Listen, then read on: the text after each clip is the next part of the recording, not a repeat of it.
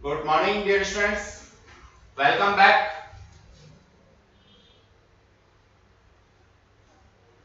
आज की क्लास में हम लोग दो छोटे छोटे से टॉपिक करने वाले हैं, जिनमें से एक टॉपिक बहुत ज्यादा इंपॉर्टेंट है डियर स्टूडेंट्स। दूसरा टॉपिक मीन फ्री पाथ। देखिए इंपॉर्टेंस हाई क्लासेस में इसकी काफी है, लेकिन अभी बहुत ज्यादा रोल इसका नहीं होता। दोनों ही हमारे प्रॉपर सिलेबस में तो पढ़ने दोनों ही है। पहला टॉपिक हम लोगों का होगा मीन फ्री पाथ का और दूसरा होगा एवोगैड्रो नंबर का। बहुत छोटी सी क्लास होगी, लेकिन काफी इंपॉर्टेंट क्लास होगी, तो आप लोगों को इसे ध्यान से देखना चाहिए। मीन फ्री पाथ क्या है, इसके नाम से ही पता लग रहा है। Between two successive collision a molecule moves along a straight line path with uniform velocity. This path is called free path. Distance mean की बात अभी हमने कहीं भी नहीं की। ये मान लीजिए मेरे पास कोई सिस्टम है, इट में भी क्लोज सिस्टम और ओपन सिस्टम। इसके अंदर ये मॉलिक्यूल्स हैं, डिफरेंट मॉलिक्यूल्स हैं, नो डाउट। जितने ज्यादा मॉलिक्यूल्स होंगे तो डेंसिटी बढ़ जाएगी, डेंसिटी बढ़ जाएगी तो दो सक्सेसिव कोलिजन के बीच का जो पाथ है वो छोटा हो जाएगा। और अगर डेंसिटी कम है, लोअर टेम्परेचर है, जल्दी जल्दी नहीं टकरा रहे हैं, तो दो सक्सेसिव कोलिजन का पाथ बढ़ जाएगा। डियर स्टूडेंट्स, दो सक्सेसिव कोलिजन के बीच की जो डिस्टेंस है, स्ट्रेट लाइन डिस्टेंस है, जो एक यूनिफॉर्म वेलोसिटी से मॉलिक्यूल ट्रेवल करते हैं, इसे हम लोग फ्री पाथ कहते हैं। और ये मेरा lambda 1 free path, lambda 2 free path, lambda 3 path, lambda 4 path, lambda 5 path, ये फ्री पाथ का कॉन्सेप्ट हो गया। अब अगर मीन फ्री पाथ निकालना है तो बड़ा सिंपल सा है। मीन के लिए हम लोगों ने ये बार लगाया हुआ है, जितने भी फ्री पाथ हैं सबको हमने ऐड कर दिया और टोटल नंबर ऑफ कोलिजन से हम लोगों ने इसको डिवाइड कर दिया, तो मीन फ्री पाथ हम लोगों को मिल गया। डिस्टेंस ये डायग्राम काफी कुछ कहता है। एक मॉलिक्यूल ये है, दूसरा मॉलिक्यूल, तीसरा मॉलिक्यूल, ऐसा हम मान के चलते हैं कि हर मॉलिक्यूल का डायमीटर यहां पे यूनिफॉर्म है, सेम है, और स्मॉल डी से हम लोगों ने उसको डिनोट किया हुआ है। डिस्टेंस जब कोलिजन्स होंगे तो नो डाउट हम लोगों को क्या करना होगा, centre to centre mean free path की बात करनी होगी, लैम्डा 1 लैम्डा 2 व्हाटएवर होगी। अब इसके लिए डेरिवेशन कहां से आया, क्यों आया, ये हम लोगों को नहीं देखना। हम डायरेक्टली डेरिवेशन पे चलते हैं और उसको फिर डिफरेंट फॉर्म्स में पढ़ने की कोशिश करते हैं। लैम्डा बार यानी mean free path, distance covered in time delta T. हमने कोई भी स्मॉल ड्यूरेशन चूज कर ली कि स्मॉल डेल्टा टी टाइम में टोटल डिस्टेंस जितनी भी ट्रेवल हुई divided by number of collisions suffered in the same time delta T. Dear students, इसको मैं अगर मैथमेटिकली रिप्रेजेंट करता हूं तो बड़ा आसान सा, बड़ा बढ़िया सा कॉन्सेप्ट मेरे को मिल जाता है। That is average velocity multiplied by time, that is total distance covered by the time by the molecules in a particular delta time, delta t time। आगे हम लोगों ने लिखा pi D square velocity delta T n, where n is the number of collisions। Dear students, ये pi D square है, diameter का concept है। Solve किया, that is 1 by pi D n pi D square. यहां से अगर मैं lambda की बात करता हूं तो इसको प्लेस कर सकता हूं 1 upon square root 2 n pi D square. ये कॉन्सेप्ट मेरे को मिल गया।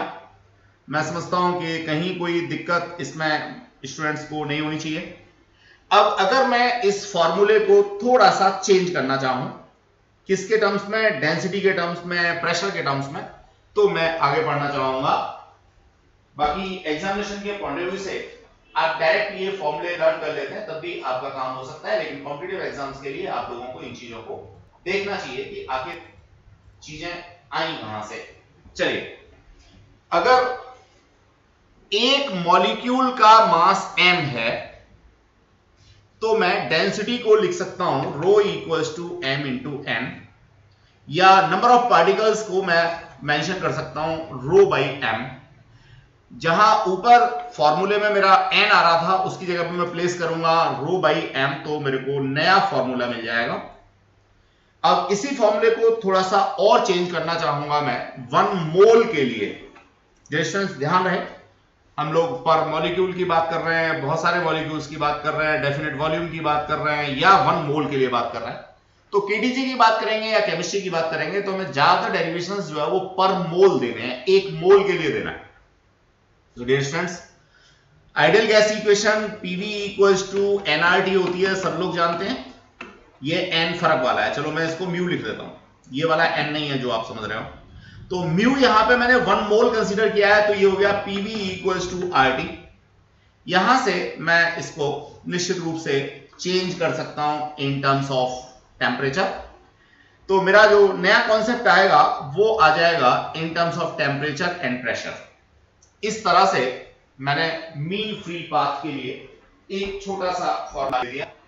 अब इंपॉर्टेंट कॉन्सेप्ट फॉर एग्जाम, इस फॉर्मूले की हेल्प से मैं कह सकता हूं कि जो मीन फ्री पाथ है वो मॉलिक्यूल के मास के डायरेक्टली प्रोपोर्शनल होता है। ध्यान रहे, यहां हमने लिखा हुआ है m is the mass of each gas molecule, और होमोजेनियस गैस का कॉन्सेप्ट है तो आप ये समझ के चलेंगे कि हर मॉलिक्यूल का मास स्मॉल m ही होगा। तो mean free path is directly proportional to mass of molecule,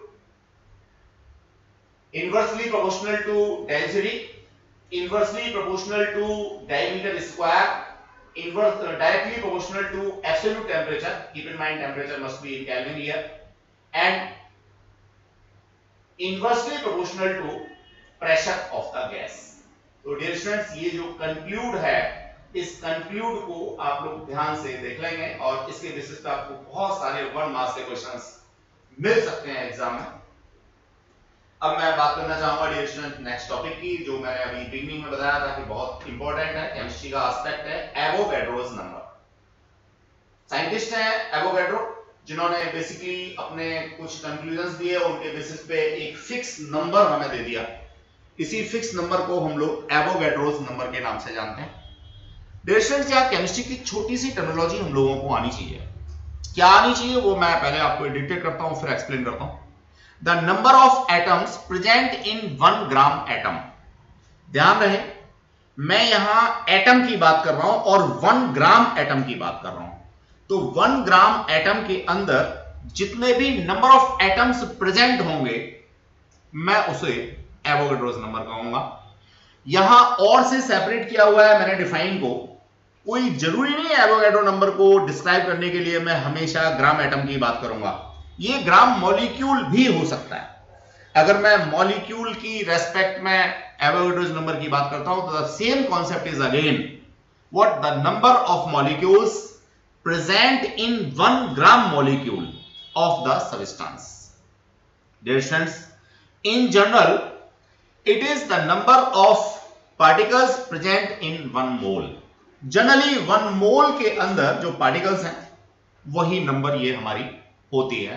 तो मैंने एवोगैड्रोस नंबर को 3 तरीके से आपको एक्सप्लेन करने की कोशिश की, इन terms of atoms, in terms of molecule और इन टर्म्स ऑफ मोल। सीधे सीधे भाषा में समझने के लिए 1 मोल के अंदर नंबर ऑफ पार्टिकल्स जो है वो 6.023 इंटू 10⁻23 होते हैं। That is here dear students 6.0225। तो मैंने 225 को क्या लिख दिया, 6.023 लिख दिया। डियर स्टूडेंट्स, 1 मोल की डिफाइन बिल्कुल बिगिनिंग में जब हम लोग फर्स्ट चैप्टर कर रहे थे तब मैंने दिया था कि मान लीजिए हमारे जो माननीय प्राइम मिनिस्टर हैं या हमारे माननीय प्रेसिडेंट हैं, वो अपने बर्थडे पे सब लोगों को क्या खिलाना चाहते हैं, एक एक चॉकलेट खिलाना चाहते हैं। तो डिस्ट्रीब्यूशन कितनी लाएंगे, 100 लाएंगे, 200 लाएंगे, 1000 लाएंगे, 10,000 लाएंगे, 50,000 लाएंगे, 1 करोड़ लाएंगे। हाँ बच्चों, ये तो काउंटिंग सबको आती है, लेकिन अगर बहुत ज्यादा लानी हो, जैसे मोदी जी हैं रोज विदेश भगते रहते हैं, उनके दोस्त विदेशों में भी बहुत हैं, तो ऑब्वियसली एक ह्यूज नंबर मेरे को लिखना होगा। तो जैसे मैं 1 डजन कहता हूं, 1 कोरी कहता हूं, 1 सेंचुरी कहता हूं, 1 डेकेड कहता हूं, बिल्कुल उसी तरीके से मैं एक एवोगैड्रो नंबर भी कह सकता हूं, that is 6.023 into 10⁻23। that is a fixed entity। जैसे 1 डजन में 12 एंटिटी फिक्स है, मैंने कहा 1 डजन केले ले आना, तो इसका मतलब 12 केले ले आना, बिल्कुल फिक्स है। दुकानदार से कहोगे या कहीं से भी जाओगे तो 1 डजन का मतलब यही होता है। इसी तरह से अगर किसी ने कहा कि एक एवोगैड्रो ले आना, एक एवोगैड्रो नंबर कितना होता है 6.023 इंटू 10⁻23 होता है। या किसी ने कहा 1 मोल ले आना, again the same concept is here, last one. 1 mole के अंदर जो एंटिटी होती हैं वो 6.023 इंटू 10⁻23 होती हैं। इसलिए मैं 1 मोल अगर कोई सब्सटेंस लेके आता हूं, कोई क्वांटिटी लेके आता हूं, कोई नंबर लेके आता हूं, तो वो एवोगैड्रो नंबर के बराबर ही होगी। डियर स्टूडेंट्स, ये कॉन्सेप्ट था एवोगैड्रो नंबर का। अब इंपॉर्टेंस ऑफ एवोगैड्रो बताना बड़ा मुश्किल सा है, क्योंकि इतना इंपॉर्टेंट है। जहां देखोगे केमिस्ट्री में, कोई भी फिजिकल केमिस्ट्री का न्यूमेरिकल आप करोगे या इनऑर्गेनिक केमिस्ट्री का कोई न्यूमेरिकल करोगे, तो भैया बिना एवोगैड्रो नंबर, बिना मोल कॉन्सेप्ट, बिना ग्राम एटॉमिक वेट आपका न्यूमेरिकल हो ही नहीं सकता। इसलिए आपको एवोगैड्रो नंबर के बारे में फिजिक्स से ज्यादा केमिस्ट्री के लिए इंपॉर्टेंस को जरूर समझना है। और फिजिक्स और केमिस्ट्री दोनों भाई बहन, तो आप समझ सकते हैं। चलिए rations importance of Avogadro number की बात करते हैं। Weight of 1 atom of an element, रटने की बात नहीं है, अभी डिफाइन से ही हमने निकाला। एटॉमिक वेट इन ग्राम, ध्यान रहे यहां किलोग्राम और ये सब नहीं लेना, हमें ग्राम के अंदर ही बात करनी है। Atomic weight in gram divided by Avogadro number will give you 1 atom mass. Dear students, ये यहां पे वेट खूब कहता रहे, जगह जगह पे वेट कहेगा, लेकिन भैया यूनिट किसकी यूज करेगा, मास की यूनिट करेगा।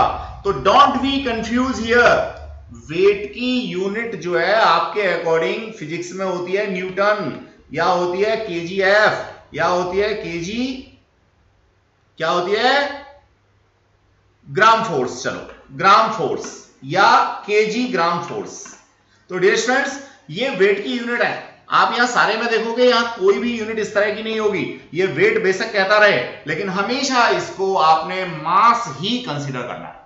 वो गलत नहीं कह रहा, आप कंफ्यूज ना हो इसलिए आपको बता रहा हूं कि वो वेट कुछ भी कहता है, लेकिन आपने हमेशा मास की यूनिट ही कंसीडर करनी है। ये हमेशा मास है। चलिए डियर स्टूडेंट्स, सेकंड वन हम लोग देखते हैं इंपॉर्टेंस में। Weight of 1 molecule of a substance, एक सब्सटेंस, किसी सब्सटेंस के अंदर 1 मॉलिक्यूल का वेट निकालना है। द सेम कॉन्सेप्ट इज क्या, molecular weight in gram over Avogadro's number. ये यहां पहली डिफाइन थी एटम वाली, ये दूसरी डिफाइन है किसकी, मॉलिक्यूल वाली। अब जरा हम लोग बात करते हैं तीसरी डिफाइन को लेकर के।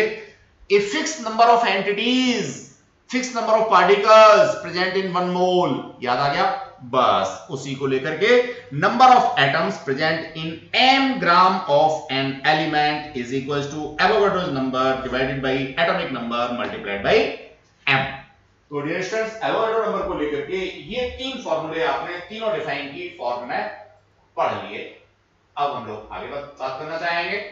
Number of molecules present in n gram of a substance, that is again in terms of molecule, Avogadro number divided by molecular weight multiplied by m।